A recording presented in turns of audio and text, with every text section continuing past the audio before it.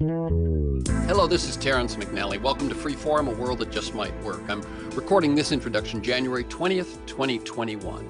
We have witnessed the transfer of power from Trump and Pence to Biden and Harris, from darkness and deceit to hope and authenticity, from chaos and fear to relief and possibility.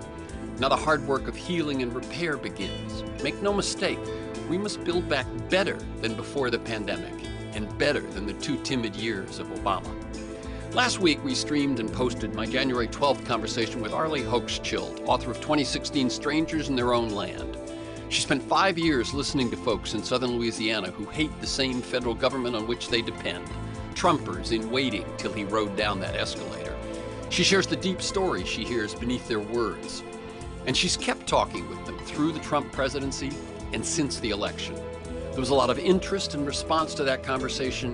And so here's my earlier conversation with Hochschild, recorded in March 2018. In last week's conversation, we delved into her experience in Louisiana. How did she meet people? How did she win their trust? We talked about the shifts in narrative and in their relationship to Trump over the last 4 years, including since November 3rd. In today's earlier conversation, we learned more about Hochschild's path to strangers, her work over the years and how that led her to take on this challenge. We focus a lot on folks' deep story and the lessons of the book.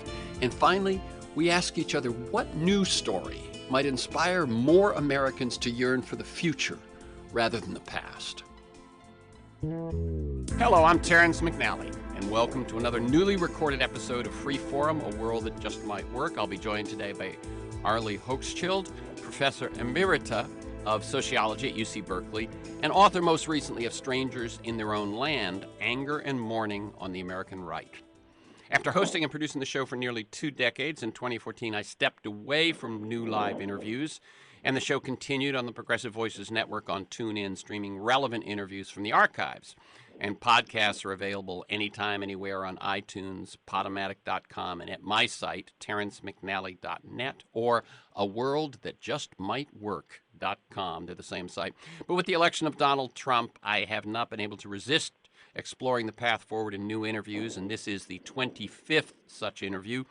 They include Paul Hawken on climate change, Naomi Klein on her book No Is Not Enough, David K. Johnston on the daily dirty work of the Trump administration, and they are all available on my website and at iTunes. And let me also, just before I jump into the interview, offer you a few websites for information on how to participate politically during this time, and both resisting Trump, the Trump administration, and moving toward the healthy and just future that we all need.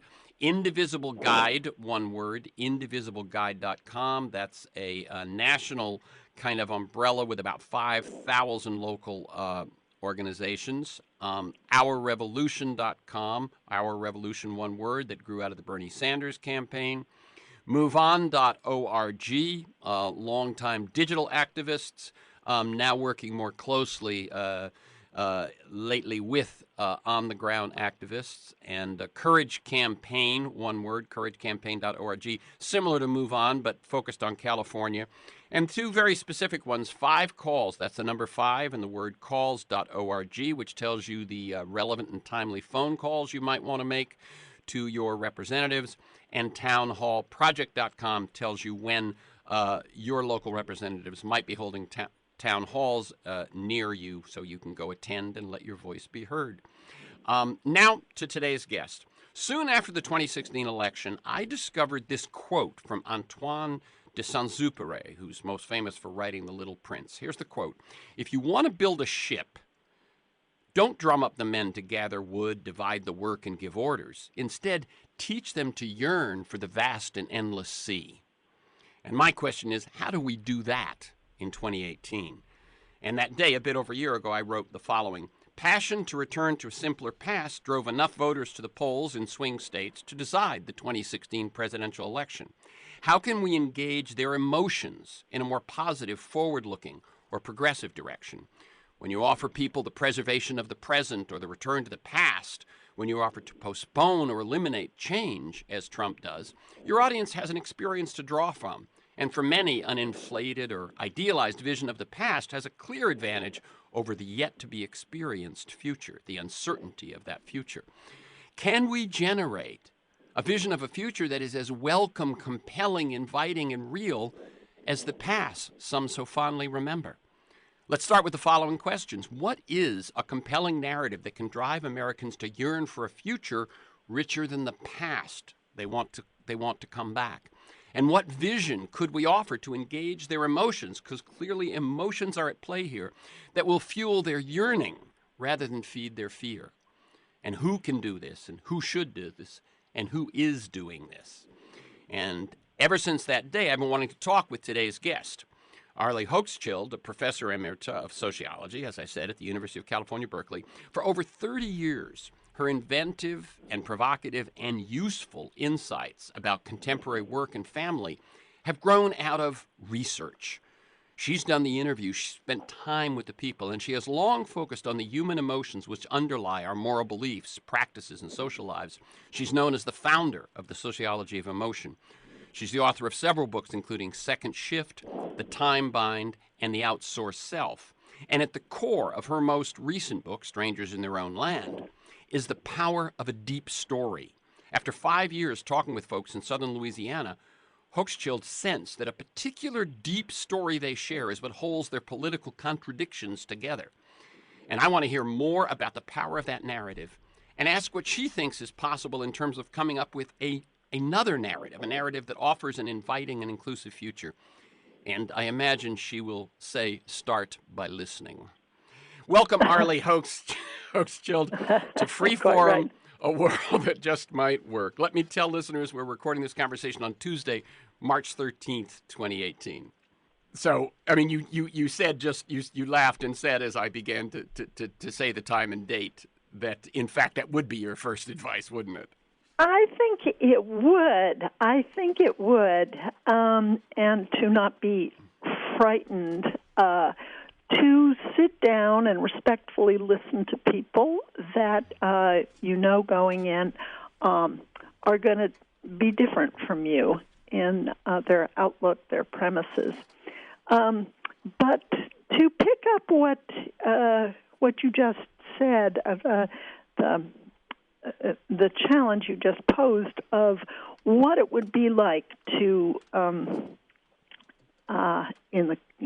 after you've listened, what kind of a vision of could one put forward? The people I came to know in researching strangers in their own land over 5 years in the center of the petrochemical industry in Louisiana, very right-wing. Everybody went for Trump. I got the feeling that they would be very interested in a vision which, for one thing, is unifying, where we're all together. Mm-hmm. And this, when I first got there and had to say, hi, I'm a sociologist at UC Berkeley, they'd say, oh, Berkeley, not, disunifying. And I'd say, but actually, I live in a bubble, and I think we all us Americans live in bubbles, and they're very different, the coastal bubble and the inland bubble, the north from the south. And I've come to really learn about you. And because I'm worried about the divide. And then I would see a nodding head and say, yeah, we're worried about this divide too. And we're also feeling that people on your side look down on people on our side. I said, well, tell me about that. How do you feel that? What do you think people think? So it would begin with unity, this vision, this new vision. I also think a new vision could appeal to the idea of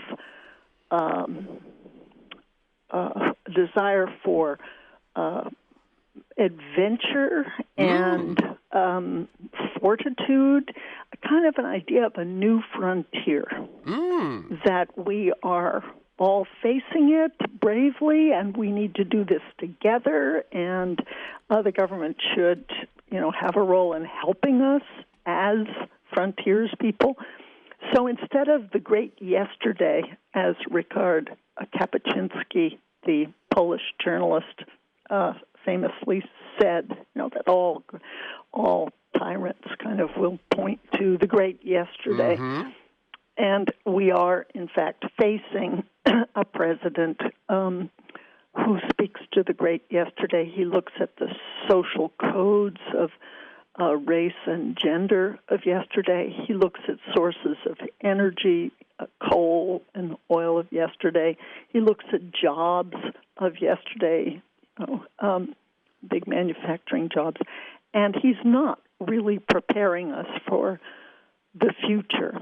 And so instead of the great yesterday, there's the great tomorrow. And so we're unified, you could say, in being frontiersmen in facing the great tomorrow. And that would be getting people computer literate, getting a new army of computer coders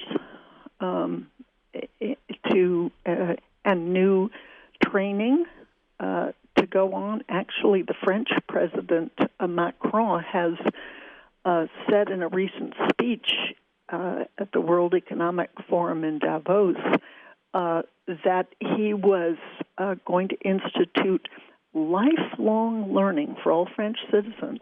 So you could be a 45-year-old mechanic, but you want to be a computer programmer. So you can go back to school, and the government will pay for it, to learn a new trade. And so the frontier of the future is going to require lifelong learning and capacity to switch gears and be socially supported as you learn new skills, and to have really state-of-the-art patient teachers and team building.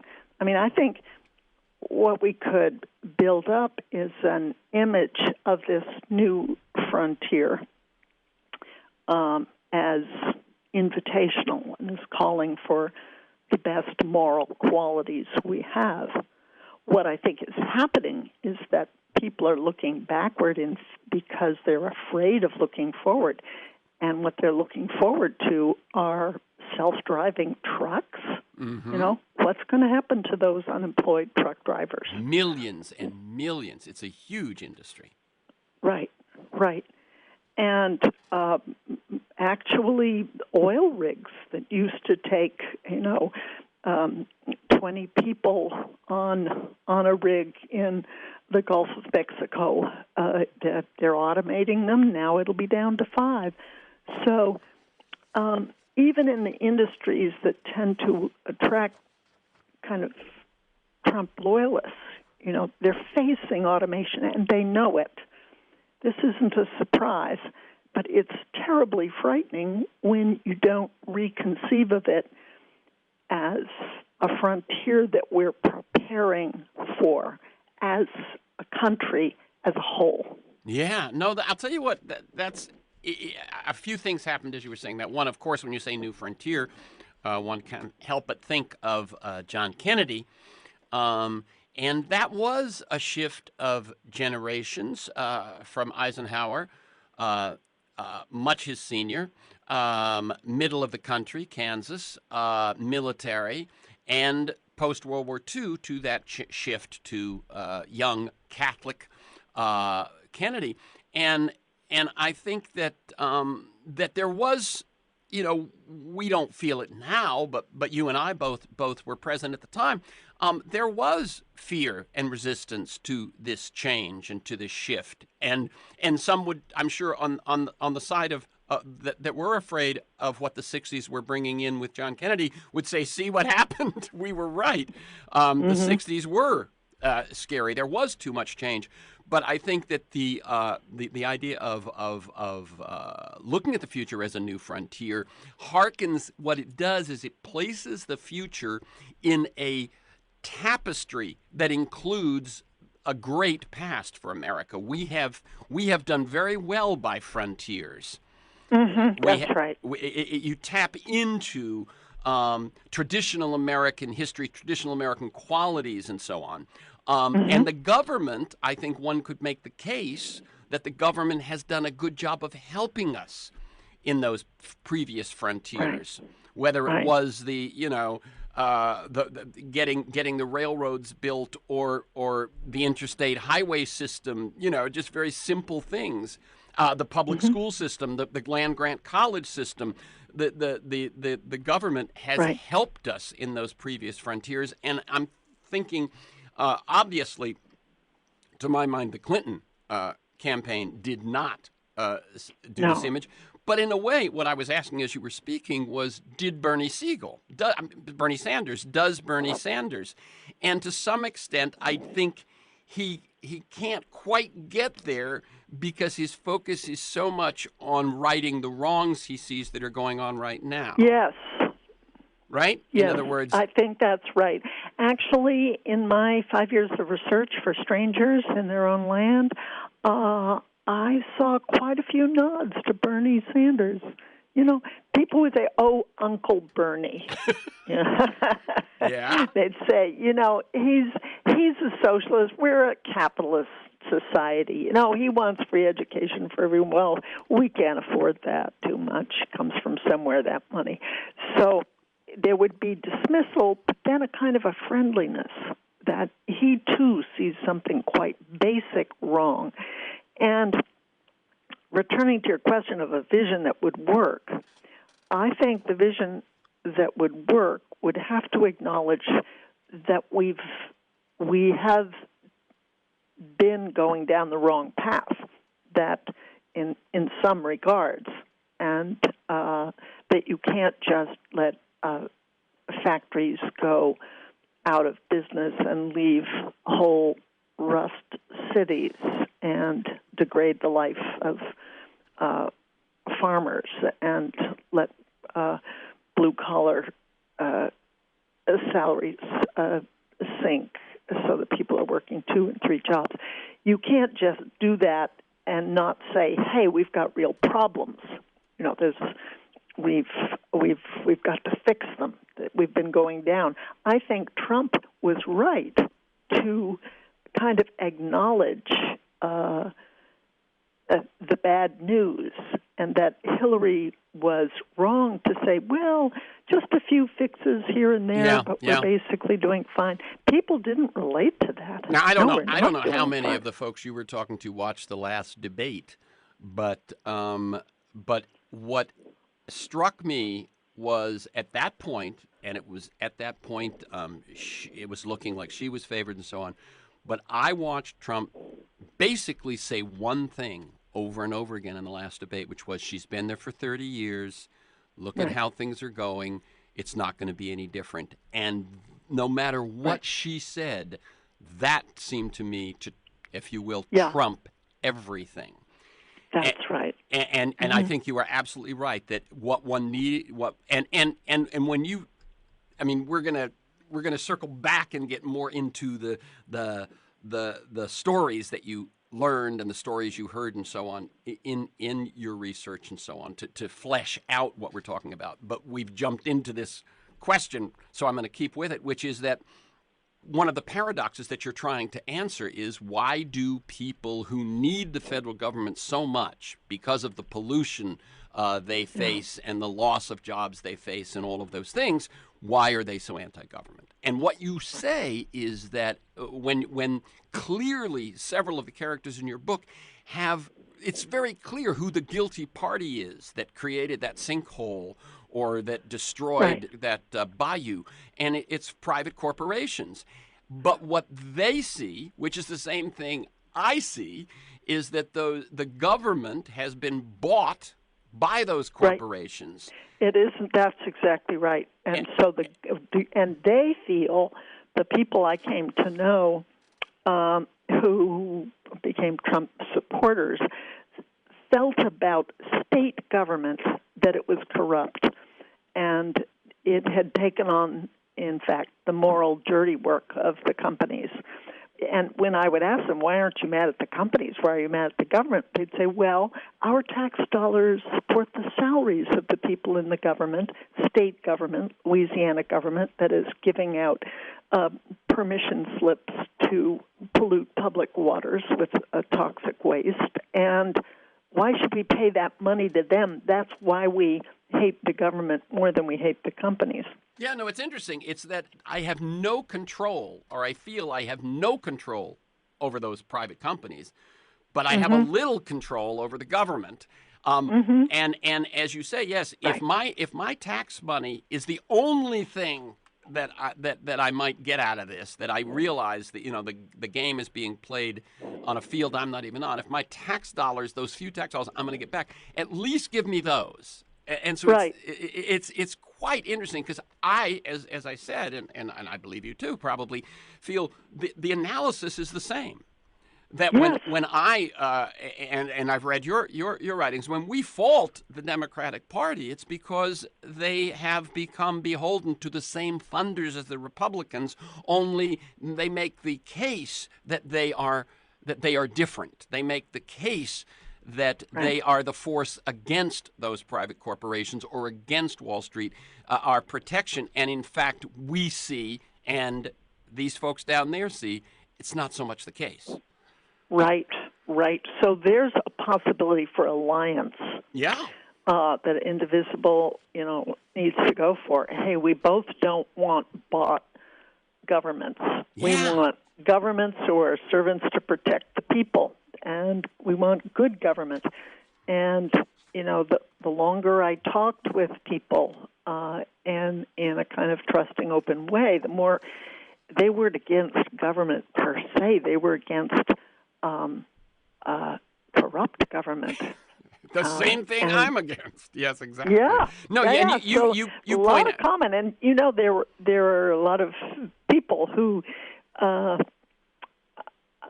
think it's 1 out of 4 people that voted for Trump would have voted for Bernie Sanders if he had in the primary, if he had been the Democratic candidate.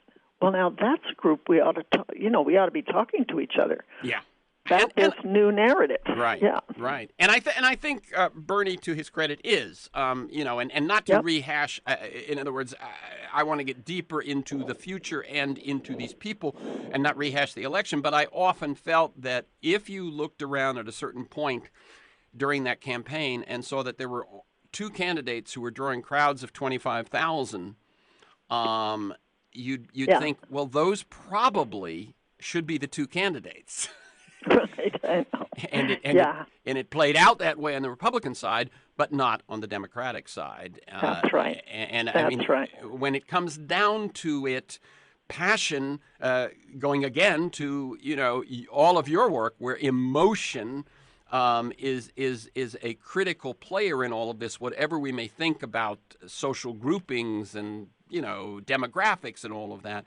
That passion is what gets people to the polls. It's what gets them to get their friends to the polls, and one side had it and the other side did not. One thought I had, again, this is what I thought we'd get to at the very end of the conversation.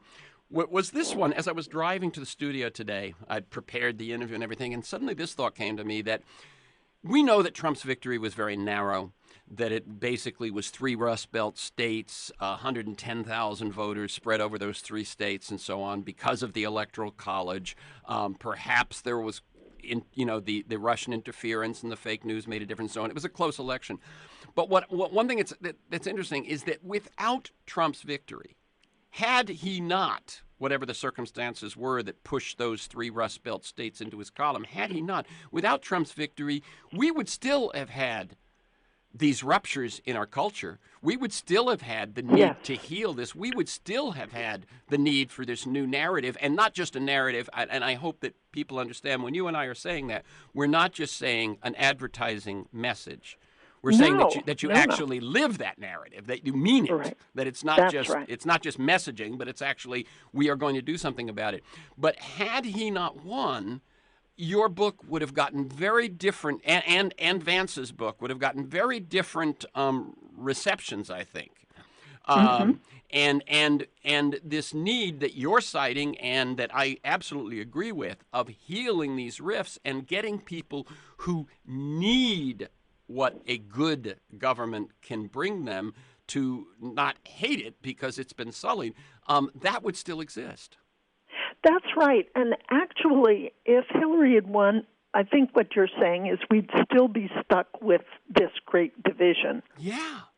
And so actually, I think both Hillbilly Elegy and Strangers would still be relevant because they're focused, on this rift. Yeah, but I'm saying people wouldn't have paid as much attention to them. Maybe not. Without getting the slap in the face. In other words, still his populist rise would have. Obviously we know that, had she won, you'd still say, but my God, how did Trump get so many votes? And you'd look at your two books as one of the ways to talk about that. Right. But why are so many people dead set against her? And, I think, why is she being so heavily criticized and unable to rule? Yeah, it would. But so I'm not saying I'm glad about. Turn. Yeah, I'm not saying I'm glad about his victory, but I'm saying that the problems were there. He is a symptom. He is not the cause. I think that's very wise. I really agree with that. I think that's an excellent point. And people are increasingly voting their social class and their region, I think, more than before, so that you're not, when you say I'm voting Republican, and their gender, so race, class, gender, and region. So when we talk about healing the divide, we need to get people together who come from different regions, classes, genders, and races, and talk about this new narrative of a new frontier, a unifying a kind of narrative. How would it actually work out in reality? How do we want it to work out? So we would need to get agreement across these differences that express themselves as party differences, but underneath are differences of this other sort. I wanted to make another point about the perception of government. What's going to be the role of government in this new frontier? I suppose we're looking ahead. Yeah. We don't want, the great yesterday. We want the great tomorrow as a unified country. Let's say, we had some leaders that really got behind us. How can we honestly make this work for real? We would have to encounter people's ideas about government as constraint. A lot of the people I came to know in writing Strangers felt, regulations, we're regulated to death, and these useless bureaucrats are coming and imposing regulations. And so what we want is freedom from those. That was a refrain. And it took two forms. One was, well, wait a minute, the government is not regulating the big guys. It's not regulating the big polluters of Lake Charles in Louisiana, let's say. It's not regulating Sasol or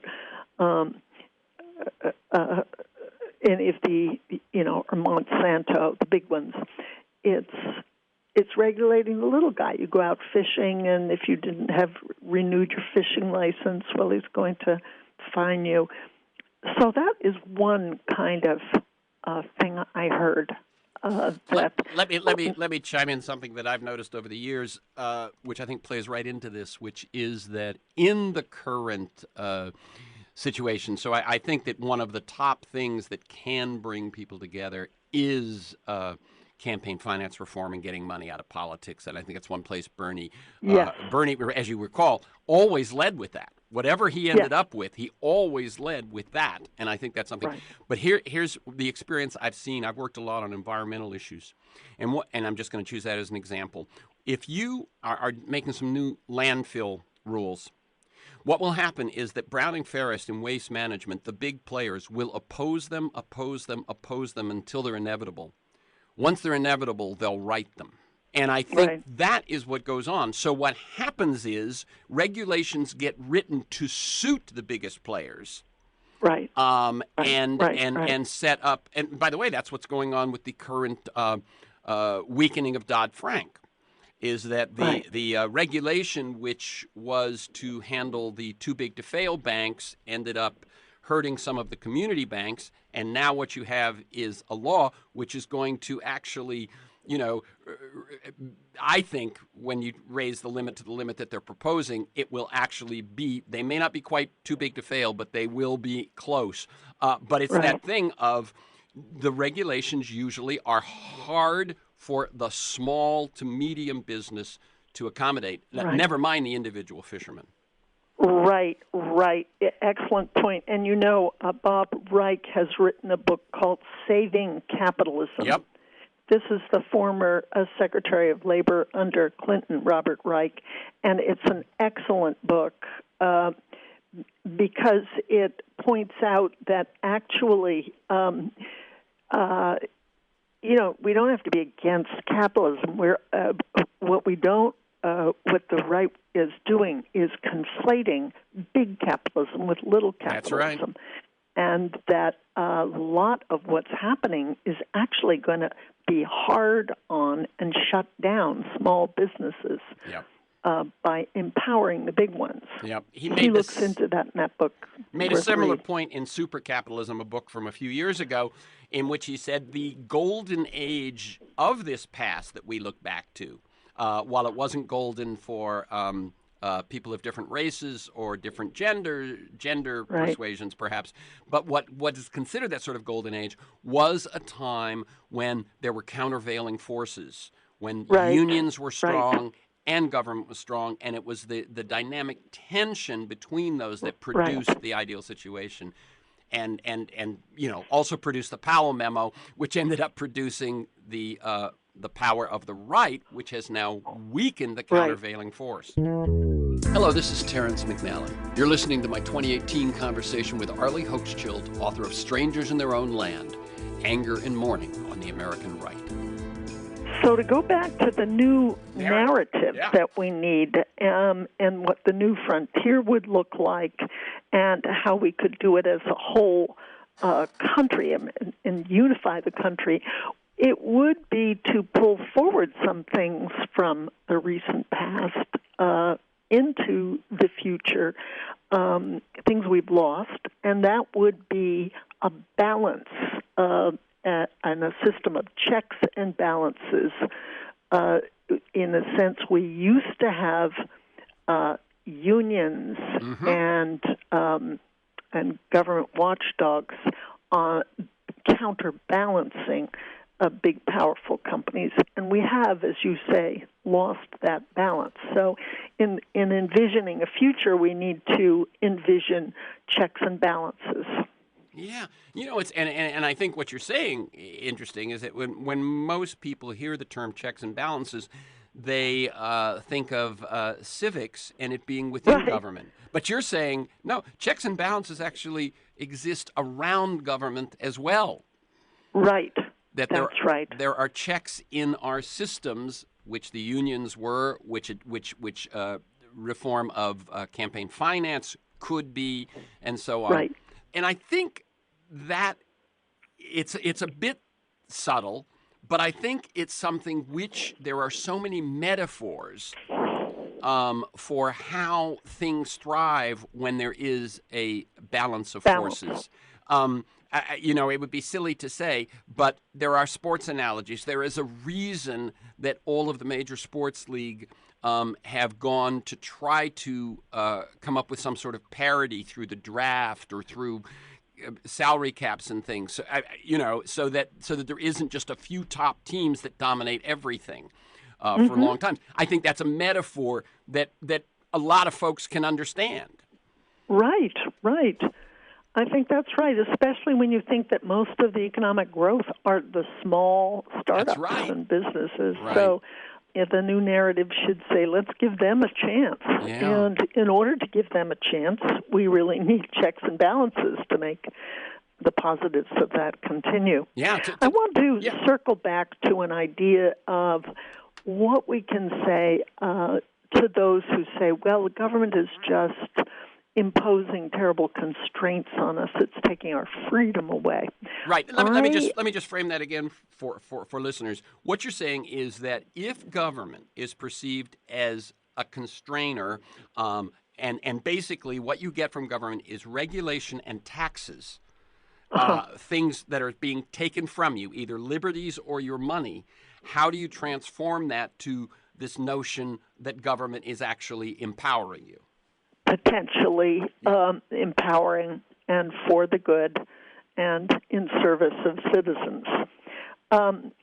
I followed around, in my research for strangers in their own land, I followed around a man named General Russell Honoré, who was the hero of the victims. He was the rescuer of the victims of Katrina, right? Katrina, right, in New Orleans, and four-star general, extraordinary person.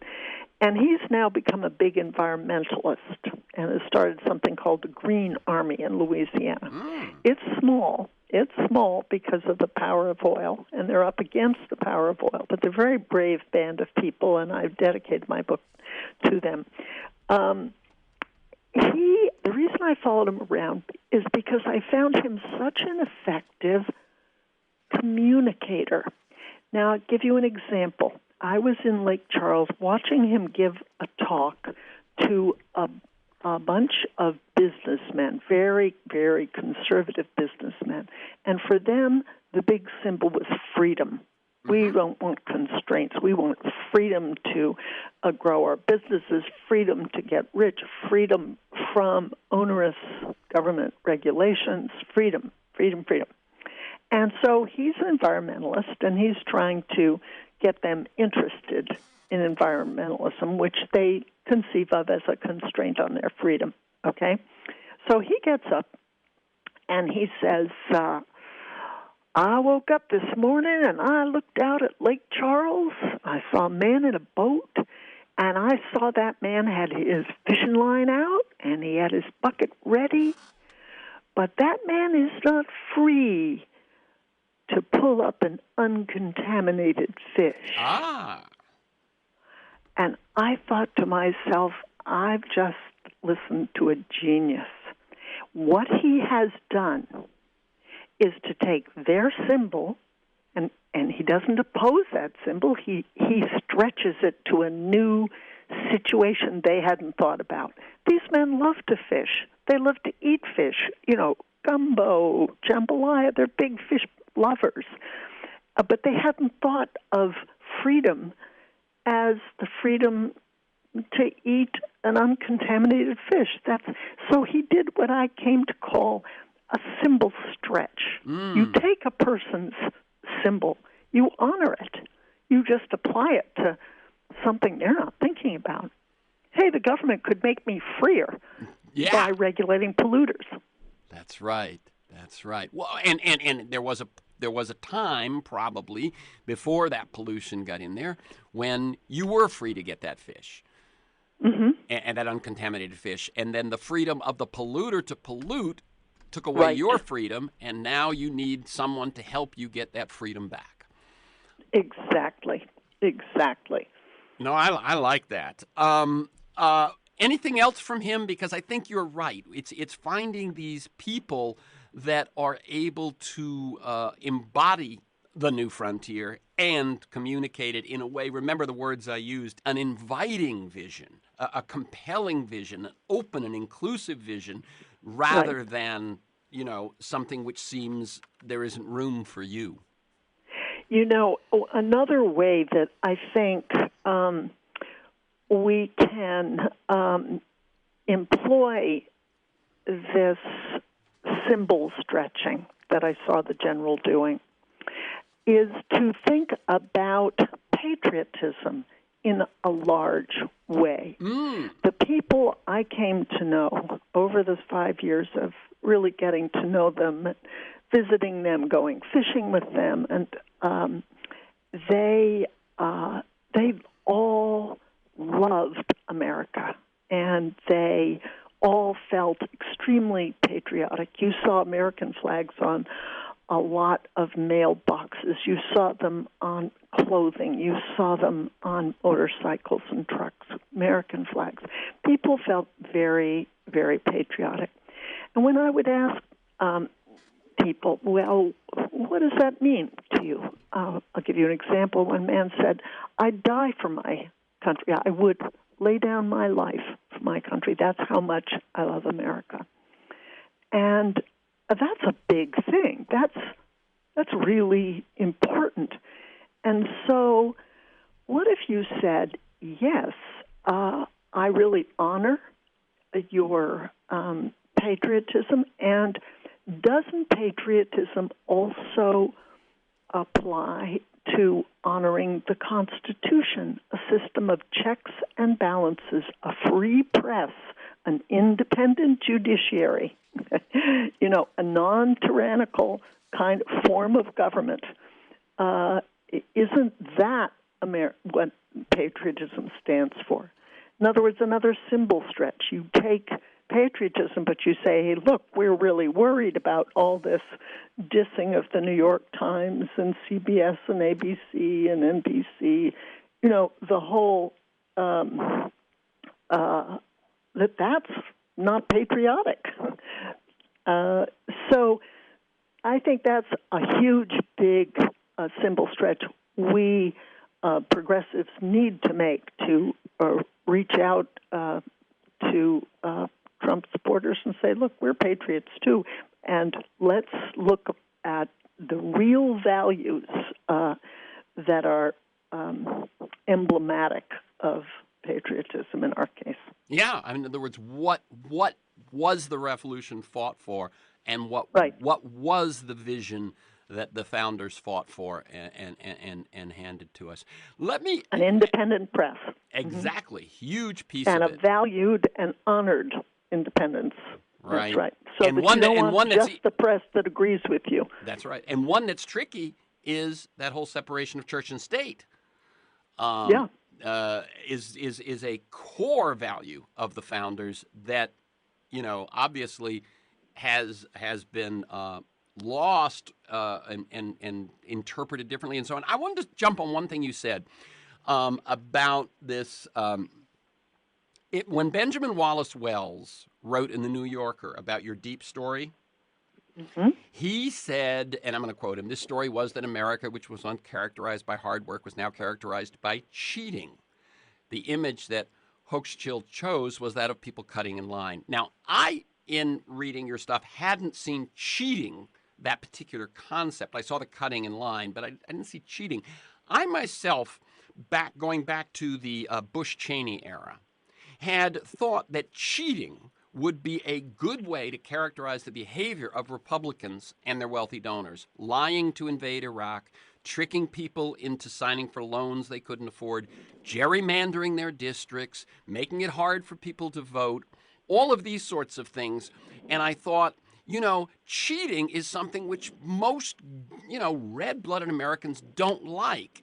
And would that have been a powerful, a compelling way of sort of looking? We're Americans. We don't need to cheat to get ahead. We're inventive. We're hardworking and so on, and yet they cheat.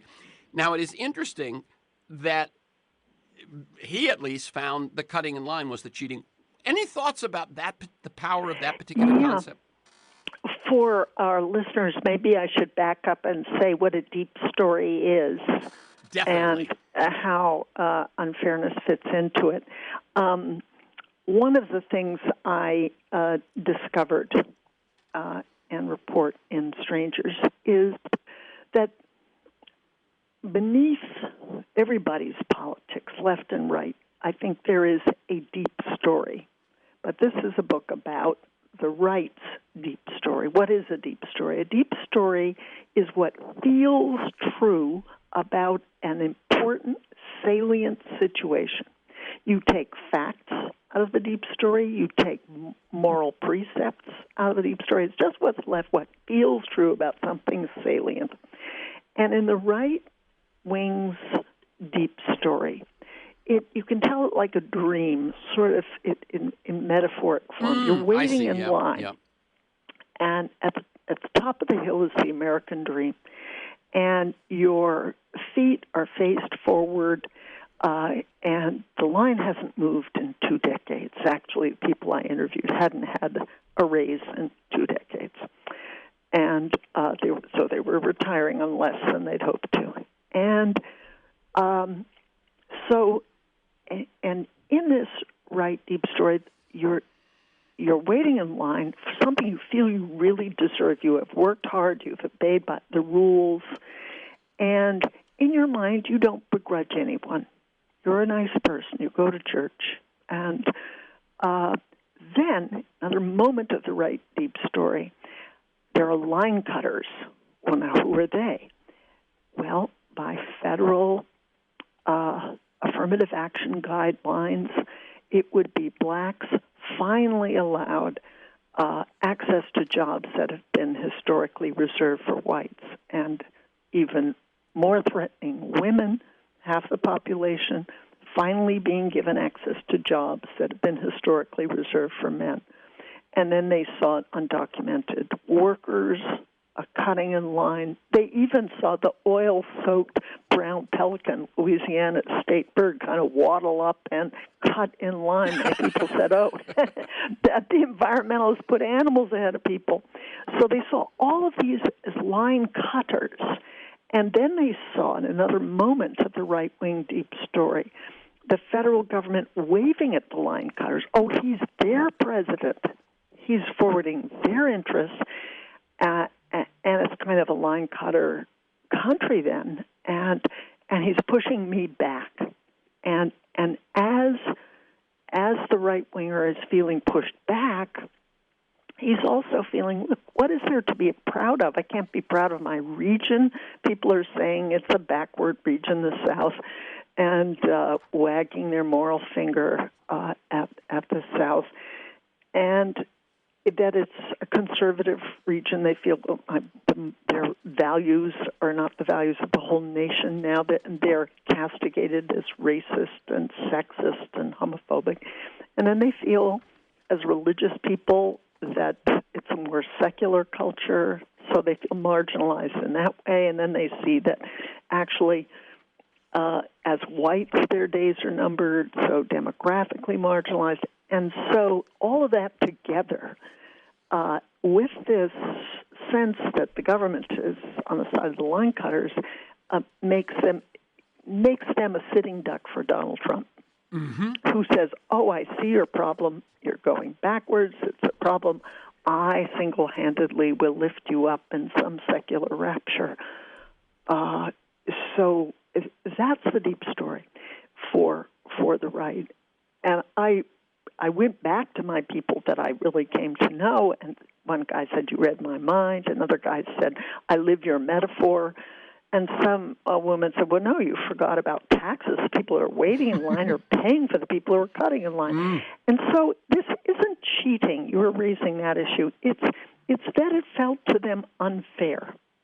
Not a self-conscious, gosh, he felt that the line cutters didn't feel they were cheating. They just had a different idea about what the rules were. Right. And so the point being for those on the progressive side, that in the minds, if you want to understand the minds of people that voted for Trump, inequality and unfairness are not the same thing. I think for a lot of people on the Democratic side, inequality itself seems unfair. Wait a minute, how did this happen? The top 1% own 40% of American money. That seems unfair. But to the people I came to know on the right, that wasn't unfair particularly.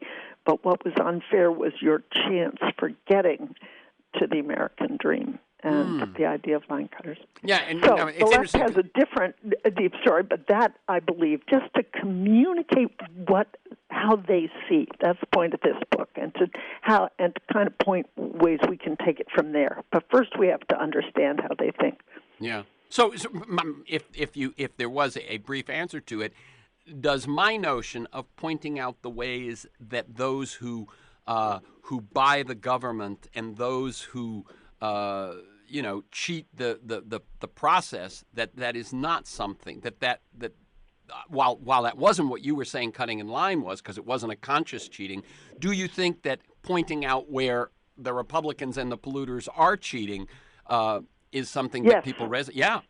I think that's unifying. Yeah. I think they would nod their heads and they say, we don't think that's good. It's not in our interest. And so for a unifying new frontier, a kind of let's move forward narrative, I think stopping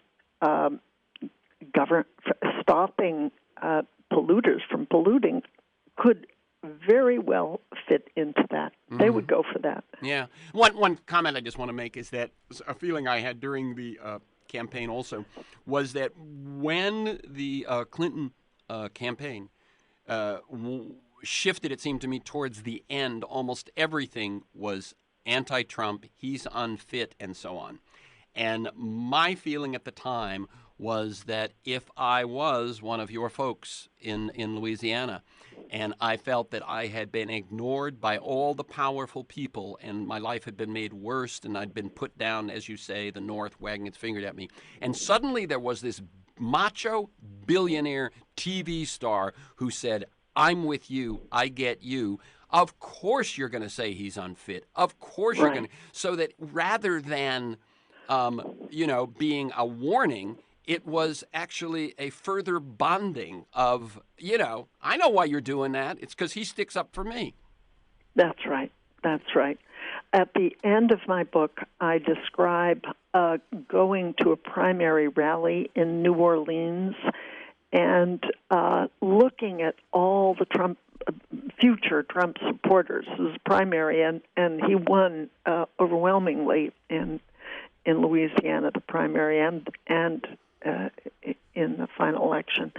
But watching people's response to him, I had a feeling that I had been studying for 4.5 years the dry kindling, and now I saw the match. I saw how he made them feel recognized, especially white blue-collar voters, recognized, and seemed to be offering solutions. And it's not that they loved him. No, they saw every kind of flaw, but they forgave those flaws because he seemed to be speaking to them. Yeah. We can't ignore that. Not at all. That's, I think, that's to start with. We have to look at that. Let me share with you that when I'm not doing this, I work with organizations on communications. And in my presentations, I single out one particular slide, and I say, this is the most important slide on which everything else depends. And it says simply, human beings want more than anything to feel seen and heard. Right. That is true. I really feel that's true. And there's a power to it, as well as a dignity. And it helps humanize the listener. It's not just that you're giving something to another person by truly crossing what I came to call the empathy wall. It's that they are giving something to you. You're deeper as a result. There's somehow a humanizing that goes both ways. Oh, of course. In other words, if what humans crave is to be seen and heard, it only makes sense that seeing and hearing has to feel deeply ennobling and deeply gratifying. And I did read some of, and humbling. Your acknowledgments when you say, they gave me a great deal. And someone says, wait a minute, you went, you listened, you represented them, but you said, yeah, but they gave me their time. They gave me their attention. They let me in. And they let me in knowing who I was and knowing from the get-go that we weren't going to agree. on most things, Right. you know. And so that, hey, you know, I was coming from the outside, from another political bubble, Berkeley, California. Yeah. And so it was extra generous on their part, you know? Yeah. Yeah, And no, because so you really appreciated that. They saw your T-shirt. They knew where you were from. That's right. That was the deal. Look, So, I was completely open with where I was coming from, and that was the marvelous part of it. So it became a kind of a joint project. How can we find some common ground here? Or even if there isn't much common ground, how can we respect one another? yeah. I mean, I think there is a pre-political first step that the whole country has to take to really establish a floor of respect, and then create structures through which we come together and see if we can find strips of common ground. We're never going to turn into each other. There are basic differences, but we can find on a lot of issues strips of common ground. You and I have been covering some of them. Yeah. But I think also reducing prison populations. I talked to a lot of Trump supporters in Louisiana, said, yeah, we need to get them back to work and back into their families, and these laws have been draconian. Come on, for nonviolent criminals. So that is a really big, I think, a point of common ground. And on renewable energy, there's actually a woman in Florida who has started the Tea Party, green tea. She's Tea Party, but she's green. Yeah. Let me say, we've got about one, maybe even less than a minute. If people want to learn more about what we're talking about, which is, you know, this new frontier, this new narrative, this new coming together that grows, that begins in a respect and a listening and a seeing, where would you tell them to go besides your book? I would tell them to Google the Bridge Alliance, which is an umbrella group covering some 70, now 80 different pop-up groups called like Hi from the Other Side and Living Room Conversations and Making American Dinner Again, where people from different sides get together with a commitment to explore a potential common ground. So that is the Bridge Alliance. Is it .com, .org? I think it's .com. Okay. Either way. There are two that'll come up, but check the one for members of a Bridge Alliance. Okay. Yeah. Very good. Okay. The website to learn more about ARLIE Hochschild's work would be to go to berkeley.edu and then search for ARLIE Hochschild, and it's HOCHSCHILD. The book is Strangers in Their Own Land, Anger in Mourning on the American Right. Let me tell you one thing, ARLIE. I had prepared, I will confess to how obsessive I am, about 12 pages of questions. And once I asked you basically the first question, which is, what's the news story? How do we do it? I almost had to throw out all of that. And what I can get is, you wrote this book over a 5-year period. You've been talking about it for a year. When you had the chance to not have to cover the same ground, you leapt on it. and I really thank you for that. Okay. Well, my great pleasure talking to you, Terrence. Okay. So for this conversation and many other interviews, articles, transcripts of interviews, to join me in pursuit of a world that just might work, go to terrencemcnally.net or worldthatjustmightwork.com. That's TERRENCEMCNALLY.net or World That Just Might Work, one word. They're the same website. If you want to receive a weekly email announcement, I'll tell you who we're going to be talking to, and I'll send you like 6, 7, 8 articles of relevance. You can sign up at my site, or you can email me at temcnally@mac.com. You can find years of podcasts at my site or at iTunes. Listen anytime, anywhere. Thanks to G, my engineer, Mark Maxwell, and D'Angelo Jones in production, and George Vasilopoulos at Progressive Voices. Most of all, to you, my listeners, please share this podcast widely. Thank you, ARLIE HOCHSCHILD. Keep up the good work. Well, same to you. Keep up your good work. Okay.